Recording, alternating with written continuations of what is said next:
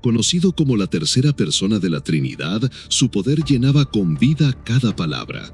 Con su esencia iba marcando la tierra y con ella creó dependencia a Él en mí. Traduce mi silencio en adoración al Padre. Fue el encargado de producir el milagro en el siervo del centurión cuando Jesús envió la palabra. Multiplicó aquellos panes y peces cuando Jesús dio gracias. Despertó a Lázaro después de 4 días de muerto cuando Jesús dio gracias.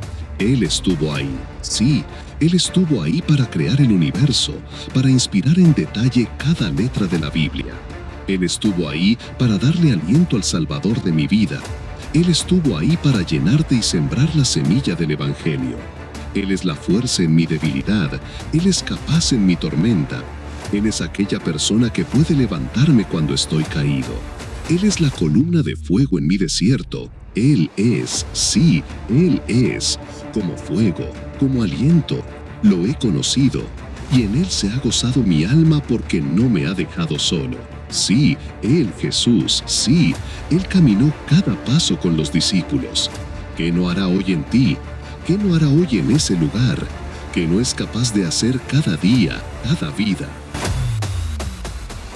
Hola a todos, bienvenidos a la sesión 6. ¡Wow! Vamos a toda velocidad en esto que es Acércate a Él, una vida de intimidad con Dios. El título de esta sesión es probablemente uno de mis favoritos. Se llama Verdadera Adoración. Muy bien, déjenme leer esto. Le espera engaño a aquellos sin el temor del Señor, mientras que la intimidad es para aquellos que se acercan en temor santo. La evidencia externa del temor santo es obediencia incondicional a los deseos de Dios. No solamente obedecemos, sino que tenemos el valor para completar su voluntad. Vemos esto repetidamente en las vidas de aquellos que caminaron con Dios, porque si vemos a Enoc, su testimonio era que agradaba a Dios. Recuerda que caminó con él 300 años. ¿Qué escribió Clemente de Roma? Clemente de Roma fue uno de los primeros padres de la iglesia.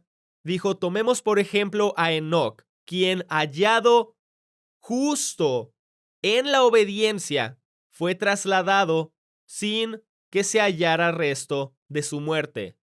La obediencia siempre viene acompañada del placer de Dios. Si ves a Noé, esta es la historia de Noé y su familia. Noé era un hombre muy bueno que siempre obedecía a Dios. Nota que siempre obedecía a Dios. Entre los hombres de su tiempo, solo él vivía de acuerdo con la voluntad de Dios. Eso es Génesis 9 y 10.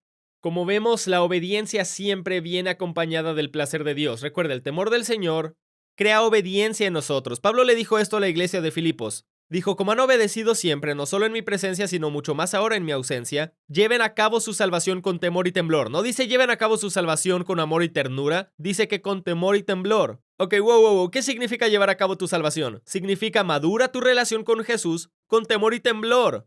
Pero escucha las palabras anteriores, como han obedecido siempre, no solo en mi presencia, sino mucho más ahora en mi ausencia. Esto no es solo Pablo escribiendo a los filipenses, es Dios hablándonos a nosotros.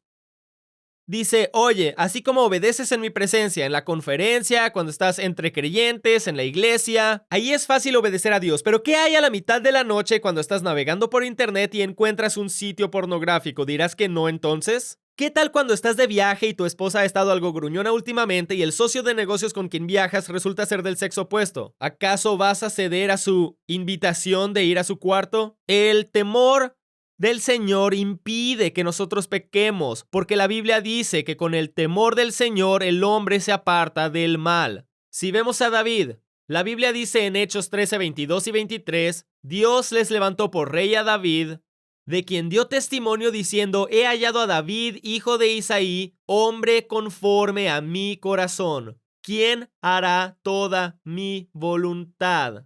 Nuevamente vemos que la obediencia trae consigo el placer de Dios. Nunca voy a olvidar un servicio de adoración en una conferencia donde estaba cantando la canción, las canciones que todos estábamos cantando. Y el Espíritu Santo me hizo una pregunta. Me dijo, John, ¿tú sabes lo que es un espíritu religioso? y recuerdo que pensé, ok, he predicado sobre el espíritu religioso, he leído libros al respecto, he escuchado sermones sobre eso, pero sé que cuando Dios me hace una pregunta no está buscando una respuesta, Él no está buscando información. Yo sé que el simple hecho de que Dios me esté preguntando si sé lo que es un espíritu religioso significa que tal vez yo no sé lo que es un espíritu religioso verdadero. Y recuerdo que dije a la mitad del servicio de adoración, dije, Espíritu Santo, creo que no sé lo que es un espíritu religioso. ¿Qué es un espíritu religioso? Y él dijo esto a mi corazón, dijo, hijo, un espíritu religioso es uno que usa mi palabra para ejecutar su propia voluntad. ¡Oh! ¡Oh! Un espíritu religioso es el que usa mi palabra para ejecutar su propia voluntad. Si examinas las vidas de Abraham, Moisés, Josué, David, Esther, Daniel y otras personas en la Biblia que caminaron junto con el Señor, encontrarás este común denominador en sus vidas. En el núcleo, en el profundo núcleo de su intimidad con Dios, había un genuino corazón de obediencia a sus deseos.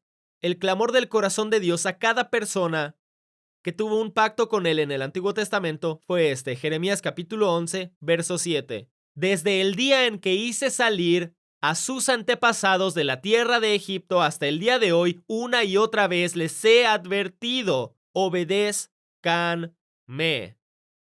¿Cambió en el Nuevo Testamento? Escucha lo que dice Jesús, Juan 14, 21. Los que aceptan mis mandamientos y los obedecen son los que me aman. Y porque me aman a mí, mi Padre los amará a ellos, y yo los amaré y me daré a conocer a cada uno de ellos. Ven, en el Antiguo Testamento obedecías la voz de Dios tratando de guardar la ley para ganarte una relación con Dios. Así es como era vivir bajo la ley. David y estas personas que mencioné se dieron cuenta que Dios quería una relación y de esta relación salió el deseo de obedecer. Pero la ley decía que tenías que guardar todos los mandamientos para tener una relación. En el Nuevo Testamento Jesús dice, he venido a cambiar tu naturaleza y ahora tienes la habilidad, la naturaleza para obedecerme. Así que en el Nuevo Testamento esa nueva naturaleza nos da el poder de ser capaces de obedecer a Dios. ¿No tenían eso en el Antiguo Testamento? Muy bien, desglosemos esto un poco más. Jesús hace esta afirmación en Juan capítulo 4 versos 23 al 25. Pero la hora viene y ahora es cuando los verdaderos adoradores adorarán al Padre en espíritu y en verdad. Ahora escucha esto, porque el Padre busca, Él busca, ¿te das cuenta? Él está buscando. El Padre busca a tales que lo adoren. Dios es espíritu y es necesario que los que lo adoren en espíritu y en verdad. Les contaré de otro encuentro que tuve con el Espíritu Santo un día. El Padre busca a aquellos que lo van a adorar en espíritu y en verdad. Ahora, creo que yo estaba en mi escritorio, estaba orando y escuché al Señor hacer esta afirmación en mi espíritu. Me dijo, hijo, la adoración no es una canción lenta. Recuerdo que me recliné en mi silla, empujé mi Biblia hacia atrás y dije, ok, la adoración no es una canción lenta. Así que empecé a pensar en cómo veo la adoración. Antes de ese momento, yo veía la adoración como el tiempo en que nosotros como iglesia le cantamos canciones a Dios, ¿verdad? Y para ser un poco más específico, en mi mente la alabanza eran las canciones rápidas y la adoración las canciones lentas, ¿ok? Y esa era mi mentalidad. Y el Espíritu Santo casi me gritó esto en mi interior. La adoración no es una canción lenta. Y bien recuerdo que yo dije, ok, ¿qué es la adoración? Y el Espíritu Santo me dijo, es una vida. Es una vida de obediencia. Y nunca olvidaré que él me motivó. Miren, yo como autor les voy a explicar. Cuando escribo un libro, si voy a introducir un término que las personas no conocen, debo dar la definición de ese término o usarlo de manera que le dé contexto cuando lo uso por primera vez en el libro. Sentí que el Espíritu Santo me dijo, regresa y busca la primera vez que introduje la adoración en la Biblia. Yo no tenía idea dónde estaba, así que saqué la computadora, busqué la Biblia, hice una búsqueda por la palabra adoración y el resultado fue Génesis 22. Es la primera vez que la adoración es mencionada en la Biblia. Y fue cuando Abraham miró a sus siervos y le dijo a sus siervos, Isaac y yo subiremos esa montaña y vamos a adorar y luego volveremos.